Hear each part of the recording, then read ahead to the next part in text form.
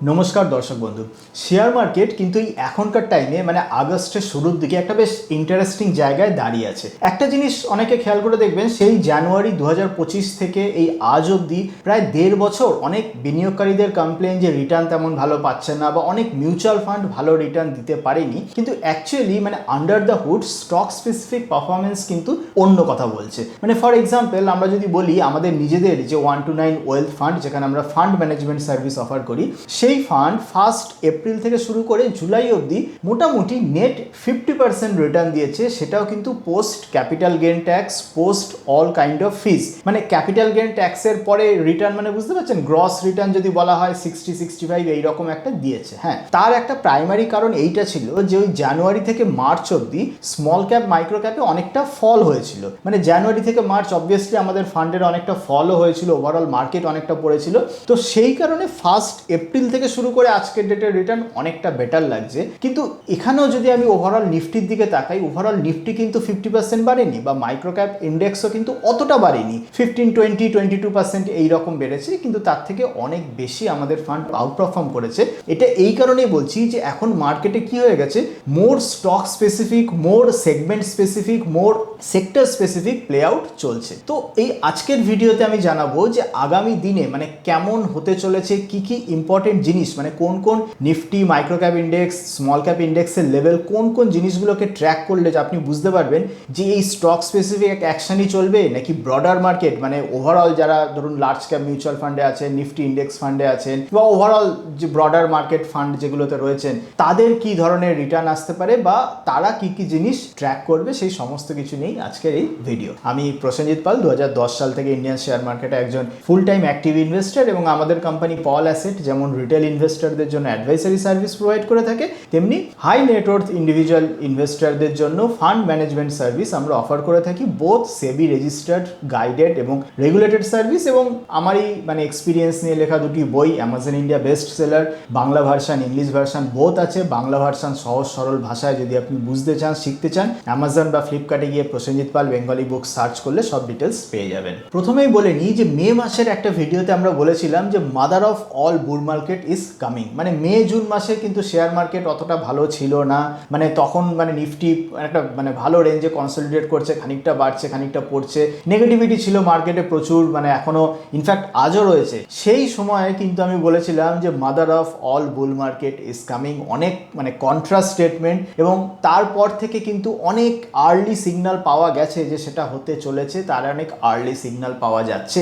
তো ফার্স্টে আমি বলবো যে ওটা আপনি বুঝবেন কি করে। হ্যাঁ, এটাও বলেছিলাম যে mother of bull market is coming, কিন্তু কখন আসবে, মানে সেটা কি 2026-এর লাস্টের দিকে শুরু হবে, না 2027-এ আসবে, নাকি আর 2-3 মাস পরে আসবে, এটা কেউ জানে না, বা এটা আমরা মানে প্রেডিক্ট করতেও চাই না, কিন্তু আসছে ফর শিওর। এবং এর একটা প্রাইমারি রিজন এইটা যে বিগত 1.5-2 বছর ধরে বা বিগত 3 বছর ধরে বলতে পারেন, ডোমেস্টিক ইনস্টিটিউশনাল ফ্লো কিন্তু মার্কেটে প্রচুর। মানে ইন্ডিয়ার একটা স্ট্রাকচারাল ফাইন্যান্সিয়ালাইজেশনের যে স্টোরি, সেটা কিন্তু এর সাথে সব থেকে বড় নেগেটিভ যেটা লাস্ট 1.5-2 বছরে রয়েছে, সেটা হচ্ছে এফআইআইরা ক্রমাগত সেল করে যাচ্ছে। মানে হিউজ পরিমাণ, লাস্ট 2 বছর এফআইআই যত সেল করেছে বিগত 30-40 বছরের ইতিহাসে, সেই পরিমাণ টাকা কিন্তু ইন্ডিয়ান শেয়ার মার্কেট থেকে সেল করেনি। এবার মজার ব্যাপার, এফআইআই মানে ফরেন ইনস্টিটিউশনাল ইনভেস্টর, তাদের কাছে সারা পৃথিবীর মার্কেটে ইনভেস্ট করার অপশন। তো তাদের ক্যাপিটাল সবসময় সাইকেলে চলে, মানে ধরুন কোনো একটা টাইমে ইন্ডিয়া থেকে সেল করে কোরিয়াতে, চায়নাতে ইনভেস্ট করছে, আবার সেই কোরিয়ার মার্কেট থেকে সেল করে ইন্ডিয়ায় আসছে, ইন্ডিয়া সেল করে আমেরিকা, আমেরিকা থেকে ইউরোপ, মানে তাদের ক্যাপিটাল ফ্লো হতে থাকে। তো একটা জিনিস ফর শিওর, যে ইন্ডিয়ান মার্কেটে 1.5-2 বছর ধরে যখন এত সেলিং চলেছে এফআইআইদের, কখনো না কখনো একটা সময় আসতে চলেছে, সেটা 3 মাস 6 মাস পরে হতে পারে বা 1 বছর পরে শুরু হতে পারে, এফআইআইরা হিউজ পরিমাণে ইনভেস্ট শুরু করবেই করবে। এবং মজার ব্যাপার এইটা হচ্ছে, ডোমেস্টিক ফ্লো অলরেডি স্ট্রং, মানে domestic mutual fund flow, domestic ইনভেস্টরদের ফ্লো স্ট্রং, যেটা স্ট্রাকচারালি স্ট্রং। যেদিনকে এফআইআই ফ্লো স্ট্রং হবে, সেদিনকেই ওই যে মাদার অফ বুল মার্কেট আমি বলেছিলাম, সেই জিনিস কিন্তু শুরু হতে চলেছে। এবার আমি যেটা বলবো যে লেভেল, মানে Nifty index, small cap index এবং মাইক্রো ক্যাপ ইন্ডেক্সের লেভেল, কোন লেভেলের ওপরে সাস্টেন করলে আপনি বুঝবেন যে এবার কিন্তু একটা সাস্টেনেবল বুল মার্কেট শুরু হতে চলেছে, বা এবার একটা পার্মানেন্ট আচ্ছে দিন আসতে চলেছে। আপনারা নোট ডাউন করতে পারেন। 3টে ইন্ডেক্সের লেভেল বললো। ফার্স্ট তো নিফটি 50 ইন্ডেক্স, যেটা খুব কমনলি ট্র্যাক। এই নিফটি 50 ইন্ডেক্স যদি 24,600-র ওপরে সাস্টেন করে উইথ ভলিউম, তাহলে মানে এটা আমি একটা কন্ডিশন বলছি, 3 তিনখানা কন্ডিশন শুনে তারপরেই মানে আমি কনক্লুশনটা নেব। সেকেন্ড হচ্ছে নিফটি স্মল ক্যাপ 250 ইন্ডেক্স, এটা যদি 18,600 ওপরে লেভেল সাস্টেন করে, এবং থার্ড হচ্ছে নিফটি মাইক্রো ক্যাপ 250 ইন্ডেক্স, এটা যদি 26,500 ওপরের লেভেলে সাস্টেন করে এবং কয়েক সপ্তাহ যদি করে, তো তাহলে আপনারা ধরে নিন সেই mother of all bull market কিন্তু আসতে চলেছে। ইন্টারেস্টিং পয়েন্ট এটাই, কারেন্ট কিন্তু নিফটি স্মল ক্যাপ এবং মাইক্রো ক্যাপ ইন্ডেক্স এই যে লেভেলগুলো বললাম এর থেকে খুব একটা দূরে নেই, এর খুব কাছাকাছিই রয়েছে। It's all about sustainability. Sustainability মানে কি, মানে এমন হতেই পারে একদিন দুদিনের জন্য ইন্ডেক্সটার ওপরে গেল তারপরে আবার পড়ে গেল, আমি সেইটা বলছি না। সাস্টেনেবিলিটি বোঝার একটা বড় উপায় হচ্ছে উইকলি ক্লোজ দিয়ে। উইকলি ক্লোজ মানে কি, যদি দেখেন যে আপনি পরপর 2 সপ্তাহ কি পরপর 3 সপ্তাহ, পরপর 4 সপ্তাহ হলে আরো বেটার হয়, মানে পরপর 4 সপ্তাহ মানে 1 মাস, 4টে সপ্তাহে যদি নিফটি স্মল ক্যাপ এবং মাইক্রো ক্যাপের 3টে ইন্ডেক্সের ক্লোজিং এই 3টে লেভেলের ওপরে থাকে এবং 4টে সপ্তাহে যদি ধীরে ধীরে বাড়তে থাকে, মানে হয়তো এই সপ্তাহের ক্লোজিং 24,600, পরের সপ্তাহের ক্লোজিং 24,650, তারপরের সপ্তাহে 24,700, মানে এই রকম আপ ট্রেন্ডে যদি থাকে, মানে যদি 24,000, মানে নিফটির ক্ষেত্রে বলছি 24,600 বলছি, মানে যদি এটা 25,000-এর ওপরে উইকলি ক্লোজ হয়, তো তার মানে সেখান থেকে পড়ার চান্সেসটা অনেক কমে যায়, মানে গ্যাপটা যত বাড়তে থাকে। তো এই সাস্টেনেবিলিটি ইজ ভেরি ইম্পর্টেন্ট। যদি পরপর 4টে সপ্তাহ বা 1 মাস যদি এই 3টে ইন্ডেক্সই, এই যে 3টে লেভেল বললাম, 3টে লেভেলের ওপরেই সাস্টেন করে, তো তাহলে কিন্তু যেটা বললাম যে mother of all bull market সেটা কিন্তু আসতে চলেছে, যেখানে স্টক স্পেসিফিক রিটার্ন তো ভালো চলবেই, তার সাথে সাথে ব্রডার মার্কেট ঠিক যেমন আমরা 2024 সালে দেখেছি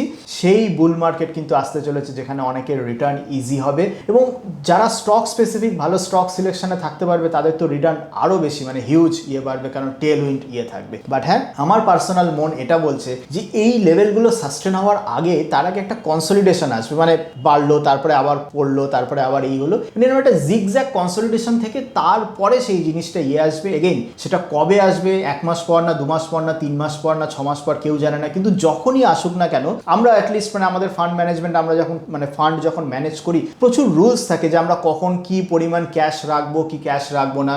যদি আমরা দেখি এইরকম সাস্টেনেবল একটা বুল মার্কেট, তাহলে বুঝতেই পারছেন যে মিনিমাল ক্যাশ রেখে ম্যাক্সিমাম এক্সপোজার রাখবো। যদি দেখি যে না আবার মার্কেট কনসলিডেটের দিকে যাচ্ছে, তখন ক্যাশ পজিশন বাড়াবো। আবার উল্টোটা যদি দেখি যে ভালো মতো কারেকশন চলে আসে, তখন আবার কিন্তু ক্যাশ পজিশন আগে থেকে বাড়িয়ে যাতে কারেকশনে শেয়ার বেশি ইনভেস্ট করা যায়। এই রকম নানান রকম ইফ অ্যান্ড এলস এর মধ্যে দিয়ে কিন্তু পোর্টফোলিও আমরা ম্যানেজ করি, যার জন্য অবভিয়াসলি আমরা এটা জানি যে অ্যাডভাইসারি সার্ভিসে অবভিয়াসলি কখনো মানে advisory is one to many এবং ওয়ান টাইম সার্ভিস, যে আমি এই স্টক রেকমেন্ড করলাম, কিন্তু অ্যাকচুয়াল পোর্টফোলিও যখন কনস্ট্রাকশন করতে হয় আপনারাও খেয়াল করে দেখবেন একটা স্টক কতটা রিটার্ন দিল এটা ডাজন্ট ম্যাটার, বেশি ম্যাটার করে যেই স্টকটা আপনার পোর্টফোলিওতে আউটপারফর্ম করছে সেটা আপনার ওভারঅল পোর্টফোলিওর সাপেক্ষে কতটা আছে। মানে আবার যদি আমি খুব সিম্পলিফাই করে বলি, আপনাদের অনেকের পোর্টফোলিও তো মানে মেনলি যারা আমাদের পেড মেম্বার ছিলেন বা রয়েছেন তারা অনেকেই দেখবেন প্রচুর শেয়ার আছে, এমট্রন ইলেকট্রনিক্স প্রায় 3 গুণের কাছাকাছি রিটার্ন, কোয়ালিটি ফার্মা 3 গুণের কাছাকাছি, সোনেরস ডবলের কাছাকাছি, রিসেন্ট যে সমস্ত প্রচুর শেয়ার দেওয়া হয়েছে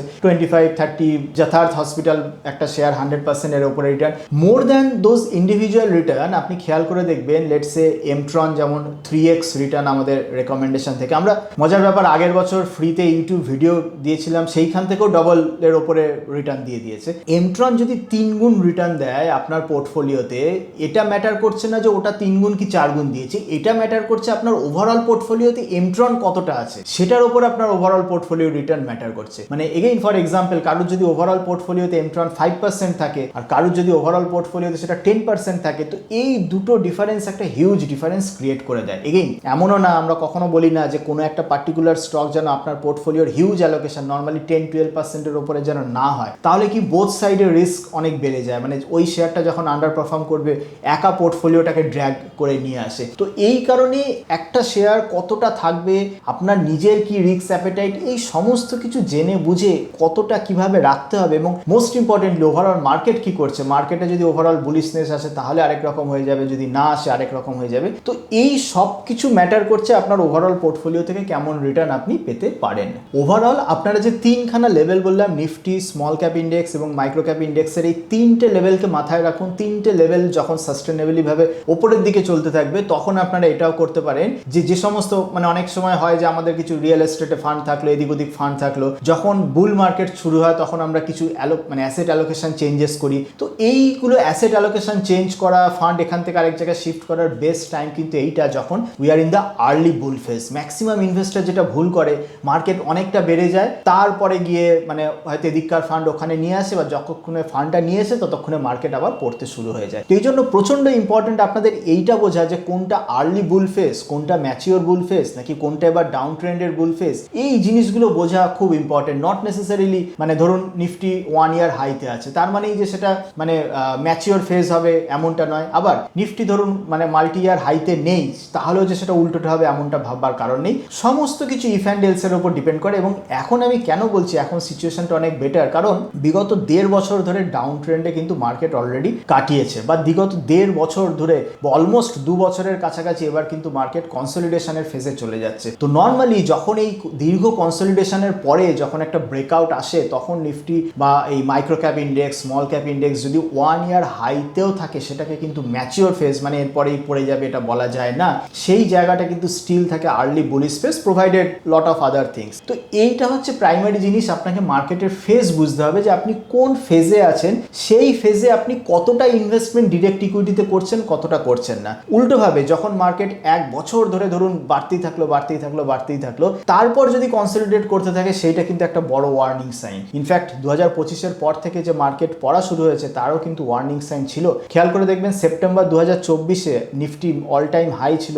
সেপ্টেম্বর 2024-এর পর থেকে জানুয়ারি 2025 কিন্তু কনসলিডেশন চলেছিল, কোনো দিকে মার্কেট যায়নি, তারপরে ফল হয়েছিল। তো ওইটা হচ্ছে ওয়ার্নিং টাইম। ইনফ্যাক্ট আমরা সেই সময়কার কিছু কিছু ভিডিওতে সেই কথাগুলো বলেও ছিলাম। তো এই জন্য মার্কেট ফেজ কখন কোন ফেজে আপনি আছেন সেটা জানা খুব ইম্পর্টেন্ট। ওভারঅল এবার যদি আমি সেক্টর স্পেসিফিক কথা বলি, কোন সেক্টর মানে বুল মার্কেটকে লিড করতে পারে, একটা সেক্টর আমি সেই মার্চ মাস ধরে বলে আসছি, সেটা হচ্ছে ফার্মা। আপনারা সবাই জানেন ফার্মা সেগমেন্টে রেকমেন্ডেশনও আমাদের আছে প্রচুর। ফার্মাকে আমরা স্টিল বলছি, অবভিয়াসলি প্রচুর ফার্মা শেয়ার অনেকটা বেড়ে গেছে, আমাদের রেকমেন্ডেড শেয়ারও অনেক বেড়ে গেছে। তার মানে এই নয় যে চোখ কান বুঝে যে কোনো কোম্পানিতে ইনভেস্ট করব, কিন্তু স্টিল অপরচুনিটি রয়েছে। ফার্মা এমন একটা সেগমেন্ট আমাদের মানে সেই মার্চ মাস থেকে বলছি, আবারও বলছি 2026-এ আমাদের টপ বেট, এবং মনে করছি যে আগামী দিনের মানে বুল মার্কেটকে লিড করতে পারে ফার্মা। সেকেন্ড হচ্ছে যে একটা segment proxy of capital goods, proxy of manufacturing. খেয়াল করে দেখবেন মেড ইন ইন্ডিয়া মানে ম্যানুফ্যাকচারিং বুম কিন্তু অলরেডি মানে ইন্ডিয়ান মানে ওভারঅল ম্যাক্রো ইকোনমিক সিচুয়েশনে যদি দেখি 2-3 বছর ধরে চলছে। এটা কোনো নতুন জিনিস নয়, কিন্তু প্রচুর ম্যানুফ্যাকচারিং এর প্রক্সি সেগমেন্ট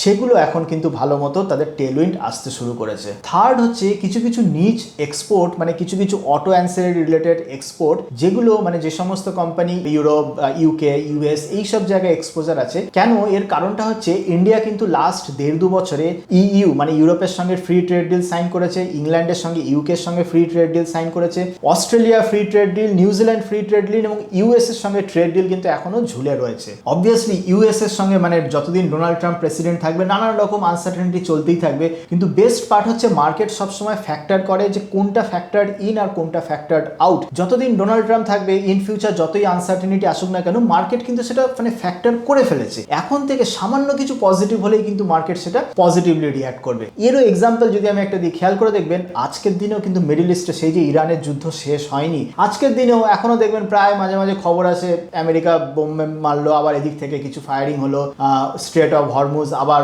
বন্ধ হলো, আবার ডিসরাপশন হলো, নানান কিছু দেখবেন প্রায় এখনো যুদ্ধের নানান রকম খবর আসে। কিন্তু তা সত্ত্বেও দেখবেন মার্কেট কিন্তু এখন আর যুদ্ধের মানে নিউজে অতটা সিরিয়াসলি নেয় না। মানে সেই মার্চ মাসে একটা ডোনাল্ড ট্রাম্পের টুইট বা একটা কোনো যুদ্ধের খবরে মার্কেট ভীষণভাবে পড়ে যাচ্ছিল, আবার একটা পিস ডিলে ভীষণভাবে বেড়ে যাচ্ছিল, আবার একটা নিউজে পড়ছিল। আজকের দিনে দাঁড়িয়ে যুদ্ধ শেষ হয়নি, কিন্তু মার্কেট কিন্তু অতটা আর সেই জিনিসটাকে প্রায়োরিটি দিচ্ছে না। তো এইটাই হচ্ছে মার্কেটের নেচার, মানে মার্কেট সবসময় অনেক আগে থেকে ফ্যাক্টর ইন করে নেয়। আজকের দিনে দাঁড়িয়ে মার্কেট ফ্যাক্টর ইন করে ফেলেছে, মানে ইন ফিউচার কি হতে পারে এটা মার্কেটের মনে হচ্ছে যে আগামী 2 বছরে হয়তো এসকেলেশন আর হয়ে যাবে না, যদি এসকেলেশন হয় সেটা আলাদা ব্যাপার। তো এই কারণে মানে নেগেটিভ নিউজ আজকের দিনে থাকলেও সেই যুদ্ধ এখনো শেষ হয়নি, তেলের দাম এখনো কমেনি, ওভারঅল ইনফ্লেশন কিন্তু এখনো মানে কন্ট্রোলে আসেনি, বা ধরুন মনসুন যেটা এখনো মানে ওভারঅল ইন্ডিয়াতে মনসুন ডিস্ট্রিবিউশন ভালো না, প্রচুর জায়গায় নর্থ ইস্টে যেমন বন্যা হচ্ছে তেমনি সাউদার্ন পার্টে মানে বৃষ্টি কম, উত্তরপ্রদেশের প্রচুর জায়গাতে বৃষ্টি কম। তো এই সমস্ত পজিটিভ নেগেটিভ মিলেমিশে থাকলেও কিন্তু খেয়াল করবেন মার্কেট কিন্তু অতটা ওভার রিয়াক্ট করছে না। তো এই কারণে যেহেতু most of the negatives are already factor, তো এখন আপনাদেরকে এটা খেয়াল করতে হবে যে সামান্য আর কি পজিটিভস বা সামান্য কি চেঞ্জেস যেটা হিউজ ইম্প্যাক্ট ফেলতে পারে। যার জন্যই আমি বললাম যে এত ট্রেড ডিল হয়েছে, এই সমস্ত ট্রেড ডিল ধীরে ধীরে যেমন ইউকের সঙ্গে ট্রেড ডিল ইমপ্লিমেন্ট হয়ে গেছে অলরেডি, 2027-এর শুরুর দিকে ইউরোপ ট্রেড ডিল ইমপ্লিমেন্ট হবে, আমেরিকার ট্রেড ডিল ততদিনে হয়তো কিছু না কিছু একটা হয়তো হবে। তো এই জিনিসগুলো যখন হবে তখন অনেক এক্সপোর্ট ওরিয়েন্টেড কোম্পানি আছে যারা auto ancillary segment, capital goods আছে, সেগুলো কিন্তু টেলউইন্ডে আসবে। আপনারা কমেন্ট সেকশনে জানাতে পারেন যে আপনারা কোন সেগমেন্ট বা কোন সেক্টরকে প্রাইমারি বেট করছেন। এটা সবসময় মাথায় রাখবেন, এখন কিন্তু মোর দ্যান সেক্টর স্পেসিফিক মানে স্টক স্পেসিফিক বেট বেটার কাজ করবে। মানে যেমন বললাম ফার্মা সেগমেন্ট, এই না যে কোনো ফার্মা কোম্পানিতে আপনি ইনভেস্ট করে দিলেই প্রফিট হবে, কারণ প্রচুর ফার্মা শেয়ার বেড়ে গেছে, আবার অনেক শেয়ার আছে বেড়ে যাওয়া সত্ত্বেও ভ্যালুয়েশন রিজনেবল আছে। তো এই ডিফারেন্স বোঝাটা খুব দরকার যে কোনটা বেড়ে গিয়েও ভ্যালুয়েশন রিজনেবল আছে আর কোনটা বাড়েনি স্টিল ভ্যালুয়েশন এক্সপেন্সিভ আছে। তো এই ডিফারেন্সটা বুঝে আপনারা কমেন্টে জানাতে পারেন যে কোন টাইপের সেগমেন্ট আপনাদের কাছে মনে হচ্ছে এখনো প্রাইমারি বেট হতে পারে। যারা আমাদের পেড সাবস্ক্রাইবার আছেন তো তারা আপনারা কমেন্ট করতে পারেন যে আমাদের কোন রেকমেন্ডেশন থেকে আপনারা সব থেকে বেশি আজ অব্দি প্রফিট হয়েছে, ওভারঅল পোর্টফোলিওতে সব থেকে বেশি নিয়ে রেখেছিলেন। মানে আবার যেটা বললাম যে ইটস অল অ্যাবাউট অ্যালোকেশন, মানে এমন নয় যে আপনার যদি যেই শেয়ার 3 গুণ 4 গুণ হয়ে যাচ্ছে সেই শেয়ার যদি ওভারঅল পোর্টফোলিওতে কম থাকে তো তার মানে ওভারঅল পোর্টফোলিওতে এমন কিছু ইম্প্যাক্ট পড়বে না। আবার সেটা যদি মানে একটু বেশি থাকে সেটার ইম্প্যাক্ট অনেক বেশি পড়বে। কিন্তু তার সঙ্গে সঙ্গে এটা মনে রাখবেন, বেশি যদি অ্যালোকেশন থাকে মানে ওভার অ্যালোকেশন বা যেটা বলি সেটাও কিন্তু ভেরি ভেরি ডেঞ্জারাস। যে কোনো শেয়ার ওপর নিচে চলে। আমাদের বারবার যেটা বলি, পাস্ট কোনো রেকমেন্ডেশন দ্বিগুণ 3 গুণ দিয়েছে বলে এই নয় যে আগামী রেকমেন্ডেশনও দেবে। ইনফ্যাক্ট আমরা আগামী দিনে যাই রেকমেন্ডেশন দিই না কেন শিওর 10%, 20%, 30% কিন্তু পড়তেই পারে। প্রত্যেকটা রিসার্চ রিপোর্ট যখন আমরা পাবলিশ করি আমরা পরিষ্কার ডাউন সাইড দিয়ে দিই। তো এই কারণে লোভে পড়ে মানে সব থেকে মানে ইনভেস্টারদের বড় প্রবলেম যেটা হয় লোভ, যেটা গ্রিড, যে আচ্ছা পাস্ট স্টক 3 গুণ দিয়েছে এই স্টক এবার সব টাকা ঢেলে দিয়ে এটাও 3 গুণ হয়ে যাবে। এই ভুলগুলো ভুলেও করবেন না। প্রত্যেকটা শেয়ারের কিন্তু ডাউন সাইড পোটেনশিয়াল থাকে। আমরা রেকমেন্ডেশনের সঙ্গে দিই যে এই শেয়ারটা এতটা নামতে পারে, তো এটা খেয়াল করবেন যে অতটা নামতে পারে, অতটা লস হওয়ার পরেও আপনার কি কমফোর্ট জোন আছে। আবার বলছি, অ্যাডভাইসারি সার্ভিস, রেকমেন্ডেশন সার্ভিস কিন্তু একটা জেনারিক আমরা অ্যালোকেশন গাইড করি। এটা কখনো ডাইনামিকলি করতে পারবো না যে আজকে বলবো এটা বাড়ান কালকে এটা কমান, কারণ এটা কখনো এক্সিকিউশন সম্ভব না, যেটা কিনা ফান্ড ম্যানেজমেন্ট সার্ভিসে একমাত্র সম্ভব। তো আপনাকে আপনার রিস্ক প্রোফাইল বুঝতে হবে, আপনার ডাউন সাইড বুঝতে হবে, আপনি কতটা লস সহ্য করতে পারবেন সেটা বুঝতে হবে, তারপরে আপনি আপনার অ্যালোকেশন ডিসাইড করতে পারেন। এবং আমরা ক্লিয়ার একটা জিনিস বলে দিই, ধরুন আমরা একটা শেয়ার রেকমেন্ড করছি 100 টাকায়, বলছি তার আপসাইড আছে 150, 180, ডাউন সাইড আছে 80 টাকা। তো যতক্ষণ ওই শেয়ারটা 80 টাকার ওপরে থাকছে, হঠাৎ করে ধরুন 100 টাকা থেকে শেয়ারটার দাম 90 টাকা হয়ে গেল, আমরা কিন্তু কোনো কোয়ারির উত্তর দিই না, যেটা মানে ইনভেস্টারদের প্রবলেম হয়। 100 থেকে 90 হয়ে গেল, 10টা কোয়ারি শুরু করে দিল। কিন্তু এটা সে দেখছে না যে রিসার্চ রিপোর্টে, রিসার্চ নোটে আমরা শুরুতেই বলেছিলাম ওটা কিন্তু 80 অবধি যেতে পারে। এবং যে কোনো শেয়ার যদি আমরা 100 টাকার মানে উপরে টার্গেট দিই 160 টাকা, 180 টাকা, এটা ডাউন সাইড থাকবেই। মানে আপনি এরকম ইনভেস্টার এটা চায় যে এমন শেয়ার বলুন যেটা কোনোদিন নিচে যাবে না কিন্তু খালি ওপরে যাবে। এটা কোনোদিন হয় না। যদি এতটাই ইজি হতো তাহলে আমি মানে মুকেশ আম্বানি হয়ে যেতাম। কেউ আর আপনারাও আমার ভিডিও শুনতেন না, আপনারা নিজেরাই ঘরে বসে বসে